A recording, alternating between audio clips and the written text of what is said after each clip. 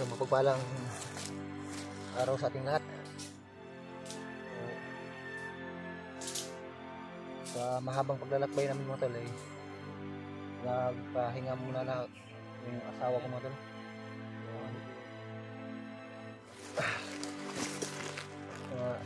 Madaling araw na kami sorry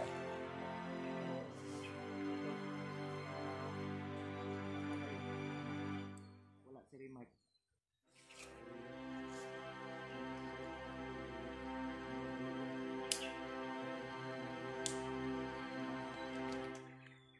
Alam niya.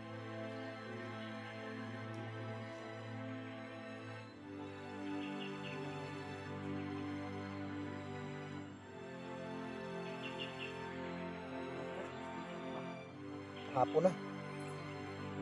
So,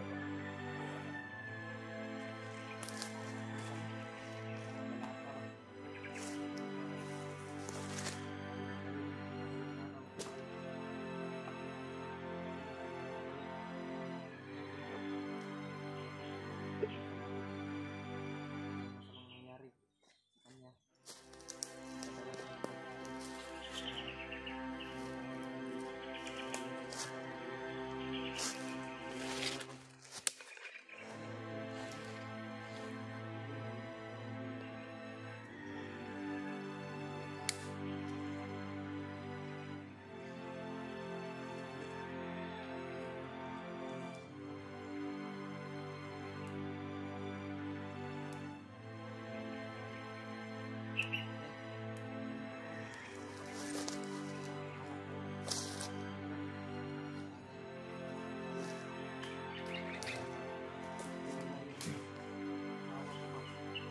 tagal na labas tayo dito.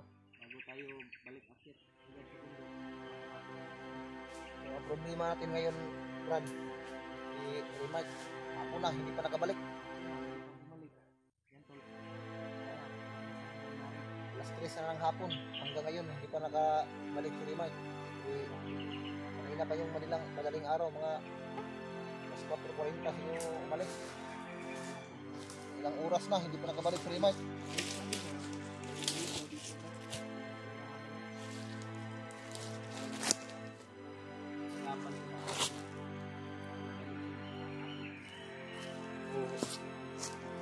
Ang pinagtataka ko, Brad, si Remark, malakas yun maglakad, Brad, mabilis yun kumilos. Pero hanggang ngayon, hapon na, hindi pa nakabalik.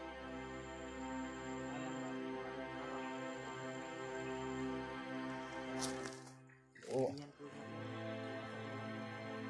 Problema ngayon, Brad, magising tong asawa ko ngayon. Tapos malaman niya na hindi pa nakarating yung kapatid niya. Lalong malungkot ito, Brad.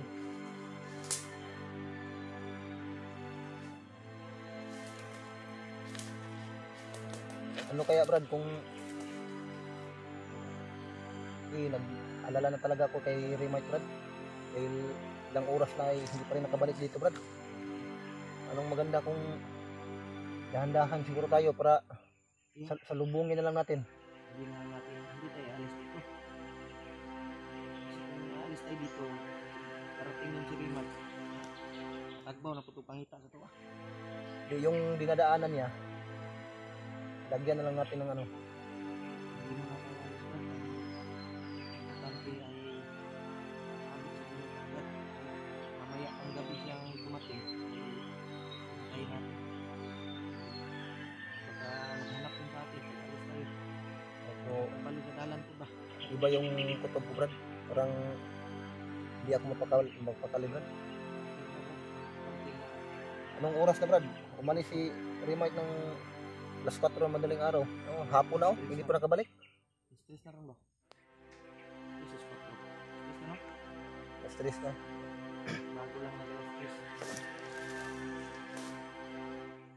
Oo. Sana Lalagyan ng pagkain mo. makabalik ng ligtas si Remark, Brad. Yung problema kasi dito, Kain tayo ba? kaya iniwan tayo ni Remark dito. Hindi Eh, siguro tayo dito. safety yung area na pinalagyan natin.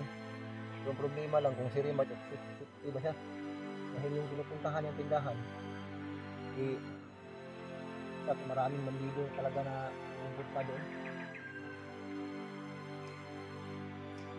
Sana ligtas si Rimart na makabalik dito. Dahil kapag malaman ito ng asawa ko na hanggang ngayon ay hindi pa nakarating si Rimart, baka ma-stress lalo yung asawa ko.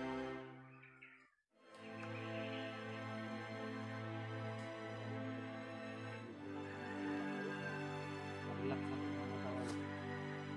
Hindi magtagal siguro Brad, makalabas na tayo dito Brad. Mga ilang bundok na lang yung madaanan natin, kalabas na tayo dito.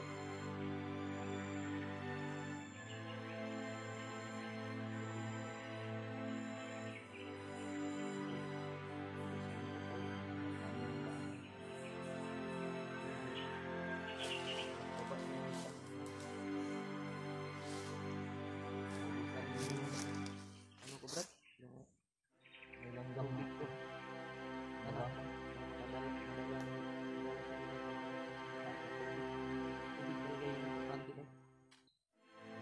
Ang araw na nang hindi nakakain na maayos sa asawa ko.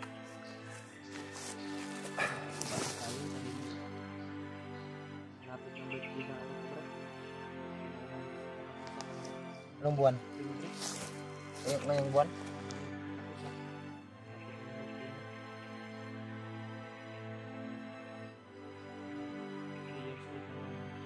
Anong pizza?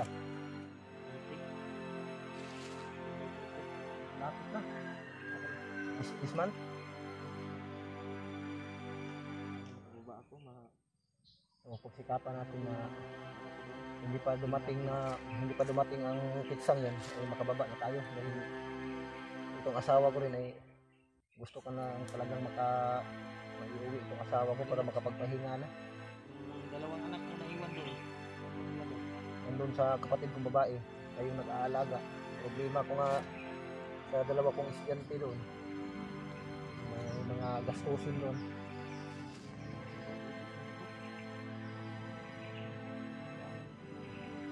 May mga ano dito.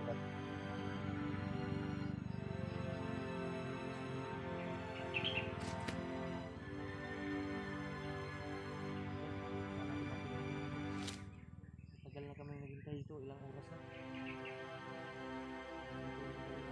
Parang kinakabahan talaga ako, Brad. Parang iba talaga yung pakiramdam ko, Brad. Baka may nangyari kay Rimart, Brad.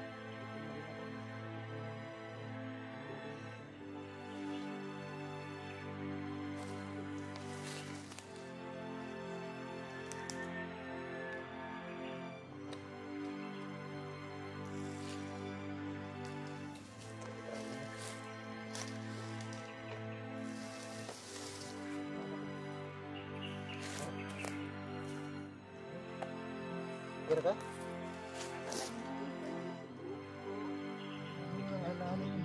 Lalo ka lang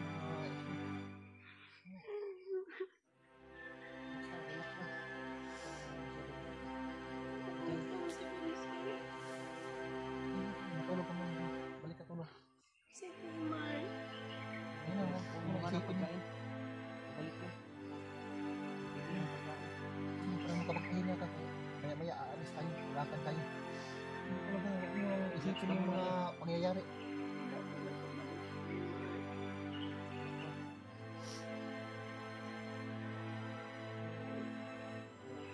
Pero Dasal natin. pagdating ng alas 5 ng hapon, Brad, kung hindi pa makarating si Rimart dito, Brad, iwan kayo pa samantala. Dahil safety naman dito. So, alam ko naman yung kakayahan mo, Brad. Ikaw muna bahala sa asawa ko. Kung darating ng alas 5, hindi pa makabalik si Rimart, Brad, aalis na talaga ako, Brad. Hahanapin ko si Rimart, Brad. Susundan ko yung mga daan na dinaanan ni Rimart. Pero hindi ako masyadong lalayo sa inyo. Aabangan ko lang yung daan na pinagdaanan ni Rimart. Muna tayo. Pero hindi ako masyadong lalayo sa inyo. Para kung may mga pangyayari na hindi natin inaasahan, ay makabalik ko kaagad. Balik eh. Kung halimbawa, Brad, kung may mga pangyayari, Brad, na hindi natin inaasahan, Brad, magpaputok ka lang ng 3 beses, Brad, na sunod-sunod para malaman ko yung kalagayan nyo dito. Kapag marinig ko yung putok na yun, babalikan ko kayo kaagad. So, yung plano ko, hanggang alas 5 ay hindi pa makarating si Rimay dito, hindi pa makabalik sa atin, aalis ako. Pupuntahan ko yung puntahan ni Rimay, pero hindi ako gaano lalayo. Aabangan ko lang yung daanan niya.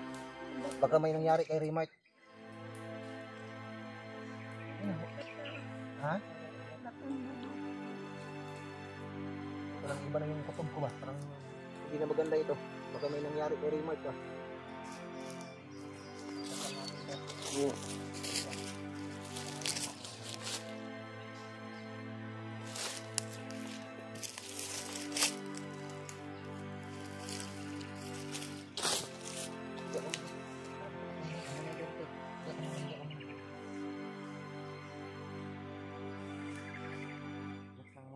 Huwag mong isipin masyado yung mga importante na ilabas na tayo.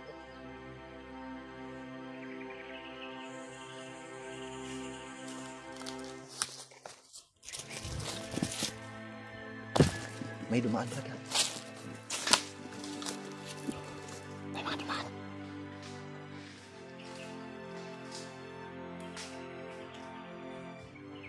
Brad, huwag kang gumalaw, Brad. Huwag kang gumalaw para hindi tayo mapansin.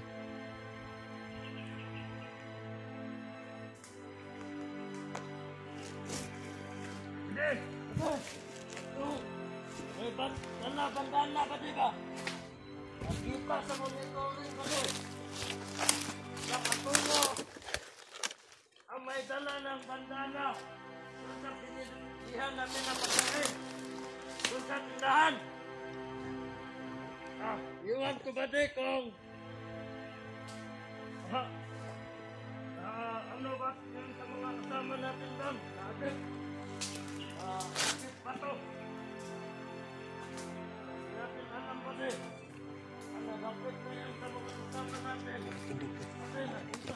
Dapat.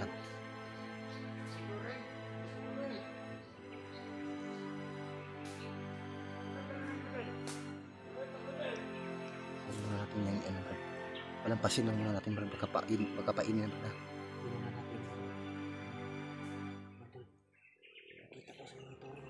Ha? Baka nahuli na si Rimay. Baka nahuli na si Rimay. Huwag ka lang maingay din. Huwag ka lang maingay din. Tol, problema namin ngayon, si Rimay umalis kaninang madaling araw para magbili ng pagkain sa tindahan. Pero hapon na mga tol, hindi pa rin nakabalik si Rimay. Yun ang problema namin ngayon. Ha?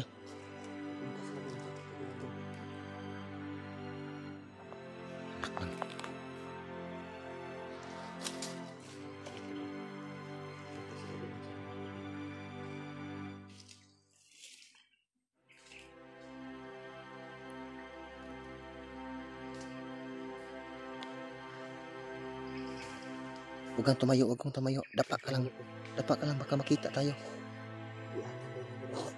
Ha? Siguro yung pinakanan ang mga bandito. Problema natin, Brad. Nakita daw sa monitor si Rimay, Brad, na nagpunta sa tindahan, Brad. Andun sa bundok na yan, oh.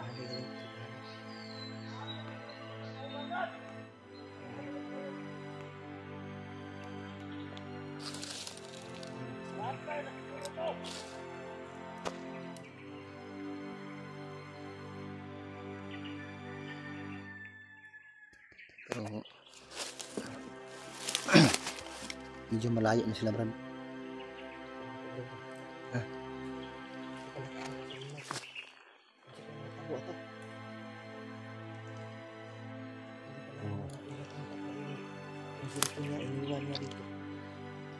Mas maganda. Hindi muna tayo aalis dito. Baka may iba pang dumaan. Kung mag-change location tayo, baka may makakita sa atin.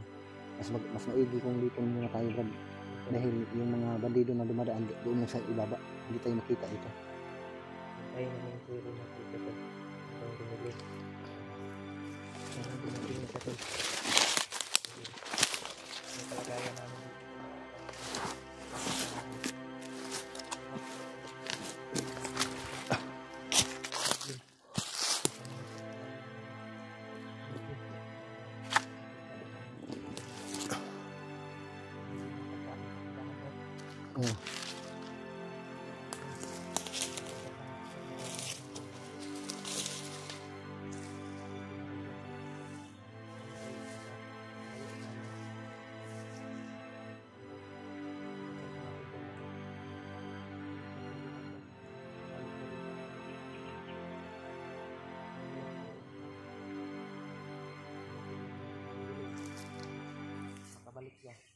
Babayarin pa rin namin dito.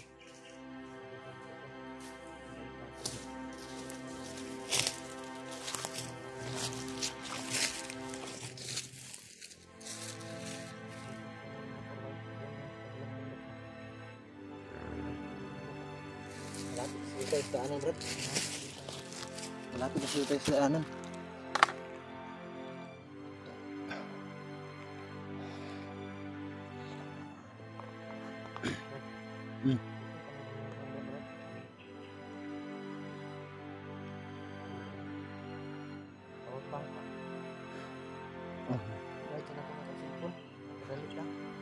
Sa akin din, parang ano na lang ito.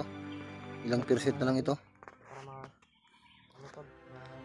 42% na lang yung sa akin, Brad. Charge muna natin sandali.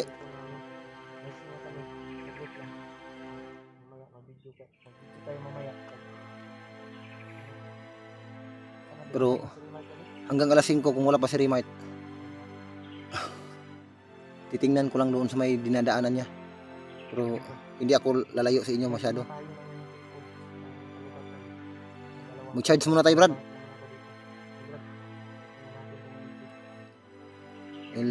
42% na lang yung cellphone ko.